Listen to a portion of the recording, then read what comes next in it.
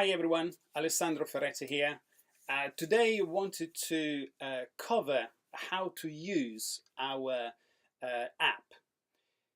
Little while ago, since the start of the year, we have been working on a system that would help people to understand better their caloric estimation.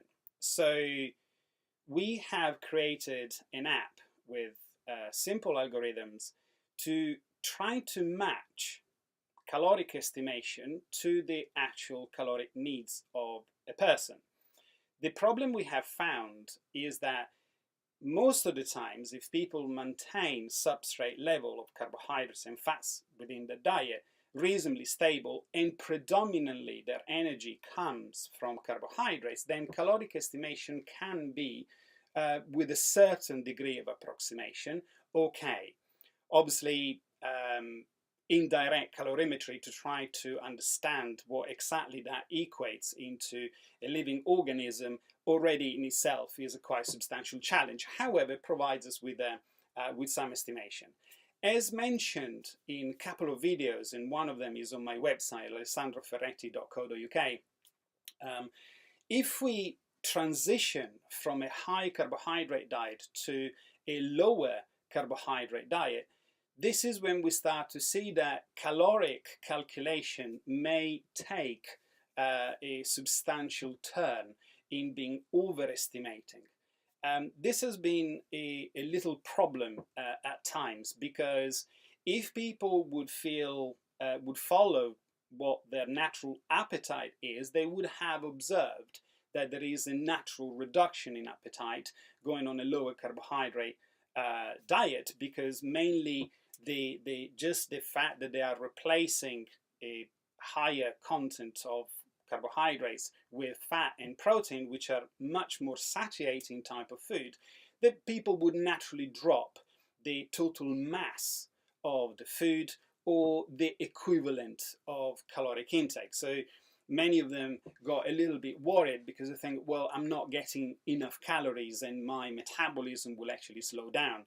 Well, without going into details, which I have gone through in one of my videos, which is caloric calculation versus food quotient, also we call it FQ, these people inadvertently actually match pretty well their energetic intake versus the energetic requirement. And unfortunately, what we found, the other side of the coin, is that people that were trying to match a previously calculated energetic estimation for calories, when transitioning to a lower carbohydrate diet, they would end up hyper energetic in their estimation and in their intake. And this, if kept there for a long time or in a longer term, can bring to some metabolic disadvantages. So partnering up with Waco Jarvis, he has been the great man behind the making up of this app. Right now it's only web-based, but the mobile version will work pretty much exactly in the same way. So I just wanted to show you around, and for now is there totally free for people to use. And one thing I wanted to mention very, very clearly, the purpose of this app is to show to people that when transitioning from a certain degree of proportion of carbohydrates versus fat that will favor the carbohydrate, then caloric estimation may be much higher than people shifting to a low carbohydrate, high fat diet. And in both states, people would look at maintenance. So given the calculation of your protein requirement daily, that remains fixed, your daily activity, your weight and your body fat percentage, you can actually see that shifting from a proportion of carbohydrates versus fat to another, the caloric equivalent, in order for the body to maintain current physiological function, current life load and normal daily living, may have to be adjusted quite substantially. So with no further ado, let me show you around what is the actual app that we have been using. So as you can see from here, this is the app, this is the interface, really simple for people to understand better what they require to do. So if I take this on myself, for example, so this is 93 kilos. If I use myself, so I'm around 75 kilos, body fat percentage is 10. My level of activity, unless I'm training, which we can make adjustments at later stage, my activity is primarily involved in research, so reasonably sedentary. If someone has a total office job, I probably look at activity level of 1. I regularly take my dogs in the woods and move around a bit, so I'll set it at 1.2. My protein requirements, I have calculated them at around 1.6, 1.5, between 1.5 and 1.6. So as you can see, this triangle here gives you the space by changing carbohydrates and fat proportions of what would be the caloric equivalent on the vertical axis. So in this case, there is a low proportions of carbohydrates versus fat, and the caloric equivalent is just over 2,000 calories. If we look at, so if you press the arrow on the right side of the diagram, this is what is going to be the net grams subdivisions of the total intake. So this is the protein at 45% in 152 grams. This is the level of carbs, which normally would equate to most of the maintenance of low carbohydrate type of diet, excluding training sessions, especially in HIIT or sports with high intensity, where are glycolytic type of sports. And this will be the level of fat, which is 136 grams. So given that, we can look at the caloric equivalent of just over 2,000 calories. If we were to shift the proportion of carbohydrates and fat more towards the carbohydrate, as you can see here, for example, let's say the middle point, this is where we would actually find our current diet with the proportion that we just set up here on the left hand side. So you can see that already the caloric estimation, if the proportion of carbohydrate is higher, is much higher, and in this case is 2,300 kilocalories.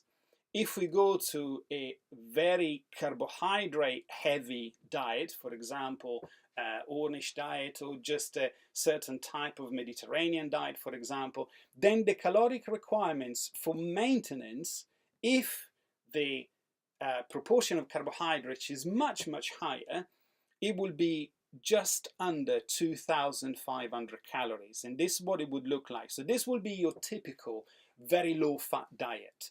So this is the level of protein, which is virtually unchanged. The level of fats is around between 20 and 30 grams of fat, and the level of carbohydrate will be nearly, well, just knocking at the door of the 400 grams per day. And this can be obviously visualized very well. So in order for the body to maintain weight, fat mass and lean mass, we look at higher carb level versus lower carb level with a very different caloric equivalent estimation. So obviously this can be used for weight gain or weight loss, but these will be a calculation that have to be done ahead of the actual use of the app. So for example, we have calculated, and so if I were to maintain my body weight and fat mass and lean mass, according to this, if my diet will have 77 grams of carbs and the rest, or 126 grams in fat, my caloric estimation is just over 2,000 calories, and this is perfectly in line with what I have observed some time ago, a couple of years ago, in many people shifting from a high carbohydrate diet to a lower carbohydrate diet. Of course, is one day, for example, the person has a really high glycolytic type of training, then they want to feed carbohydrates. So you can then put back in your data and actually see what would that equate into caloric requirement. So if we take myself, for example, and let's assume I want to drop body fat percentage, or I just want to train my body to use a higher proportions of fats, then I can set the calorie requirement slightly shorter than what would be my actual maintenance. So for example, let's take the assumption that someone is diabetic or insulin resistance, or they just want to drop body fat. They know that given these calculation, they have to go lower. And this is where I think we can use our FQ calculator, Food Quotient Caloric Equivalent Calculator, very, very handily and very successfully. Most of the times, humans are animals of habits, so what we suggest is perhaps to use it for a week or two in order to have an idea and understand better what the actual food would look like, and then you may not need to use it at all.